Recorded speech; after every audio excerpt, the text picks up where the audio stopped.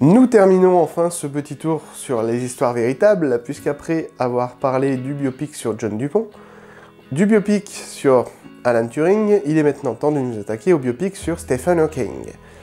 Donc aujourd'hui plein feu sur une merveilleuse histoire du temps. Quel magnifique titre. Sur VO, c'est pas du tout ça. Film réalisé par James Marsh, au casting Eddie Redmayne dans le rôle du théoricien, Felicity Jones dans le rôle de sa femme. Les autres acteurs du casting, ça sert à rien de les citer parce que sont pas très connus, mis à part David Telllis qui est quand même là, qui était très connu pour avoir joué le professeur Lupin dans la saga Harry Potter. Donc l'histoire ici est celle de Stephen Hawking. Qui ne connaît pas Stephen Hawking, ce grand théoricien, mathématicien, cosmologue, enfin c'était un grand génie, qui est très connu pour avoir développé une thèse, sa thèse sur les trous noirs, et ce qu'est les trous noirs et ce qu'il y avait avant la création de l'univers, mais qui a dû vivre toute sa vie avec une maladie absolument abominable, une des pires maladies qui puissent exister, puisque c'est une sclérose latérale amyotrophique, qui est une maladie dégénérative en fait, qui consiste à dissoudre tous les nerfs, les muscles de son cerveau se brisent et donc ne sont plus fonctionnels, et donc en fait il est totalement paralysé, de la tête aux pieds, même ses organes également. Il est obligé de vivre avec un respirateur artificiel, enfin c'est la totale. Et on lui avait donné que 2 ans à vivre. Et aujourd'hui, il est encore en vie. Donc il a plus de 70 piges aujourd'hui quand même. Donc il a réussi à vivre avec cette maladie toute sa vie dans un fauteuil roulant électrique. À parler avec une voix artificielle. Enfin c'était Il a vécu la majorité de sa vie comme ça. Donc c'était assez compliqué, et ici le film retrace l'histoire d'amour qu'il y a eu avec sa femme, donc avant qu'il ne devienne handicapé. Jane, donc sa femme, qui a veillé sur lui pendant pas mal d'années. Alors, c'est enfin un biopic sur Stephen Hawking, depuis le temps. Ça fait quand même plaisir, parce que c'est quand même une sacrée histoire. C'est pas un petit personnage, Stephen Hawking. Il a quand même révolutionné un petit peu tout, puisqu'il il a développé donc sa thèse qui était sur les trous noirs, les trous de verre, qui comme quoi l'univers aurait été créé via l'explosion d'un trou noir, et qui aurait absolument tout créé, l'univers. Donc en fait, qui reprend un petit peu ça en fait, le tatouage que je me suis fait, qui est un home Hadwist. Si vous ne savez pas ce que c'est, vous avez qu'à aller chercher sur Google, qui est exactement en fait la théorie de la création de l'univers, sauf que ce symbole est plus religieux que mathématique, forcément, que scientifique.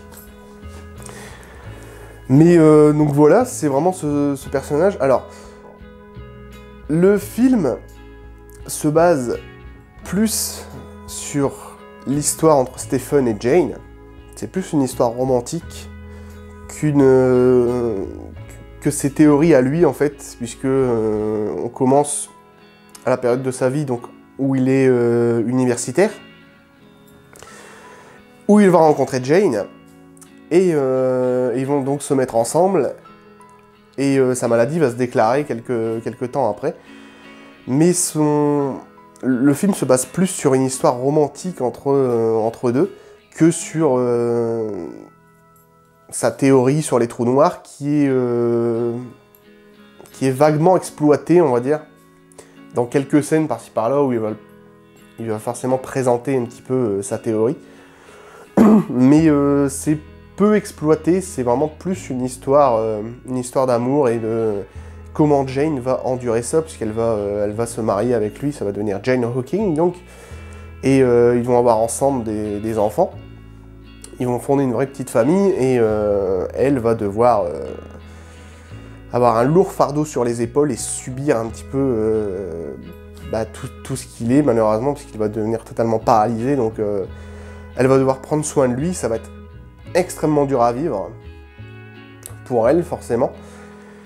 Mais elle réussit quand même parce qu'elle est amoureuse de lui et elle ne veut absolument pas le quitter, normal, pour sa maladie. Donc c'est vraiment plus une histoire d'amour. Leur première rencontre est assez jolie d'ailleurs, parce que le film démarre sur ça, sur leur première rencontre qui se fait sur un jeu de regard plutôt subtil, assez cinématographique, on sent bien la magie du cinéma qui opère.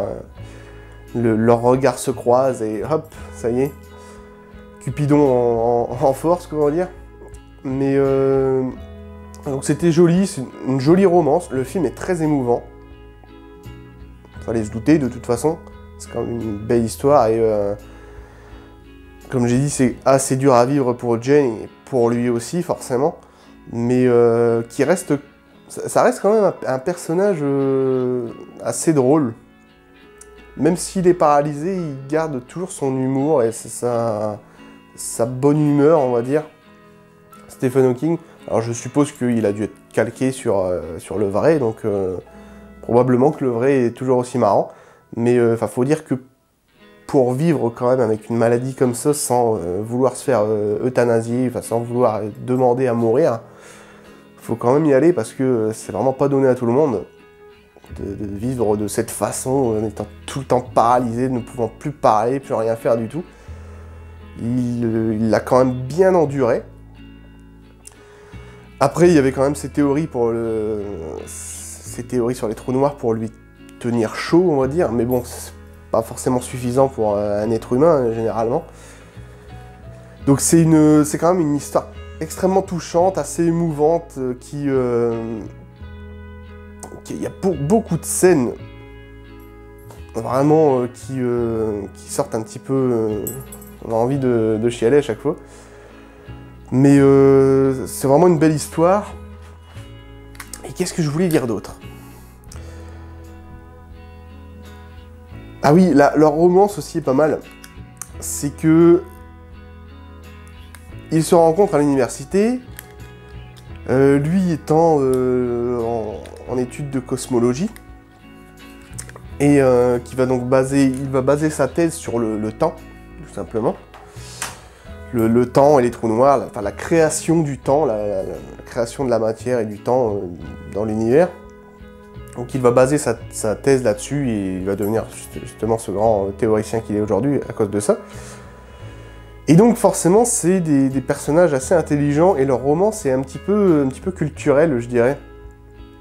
Puisqu'ils sont toujours en train de parler de choses assez importantes sur absolument tout, sur les théories. Limite ça ressemble à des légendes ou des métaphores ce qu'ils disent tellement c'est beau. Donc il y a de très beaux dialogues assez culturels. Et c'était plutôt pas mal. Voilà, que dire de plus, c'est pour moi un très bon biopic, même si c'est vrai qu'on s'attache plus à son histoire d'amour que à la science et qu'à la découverte.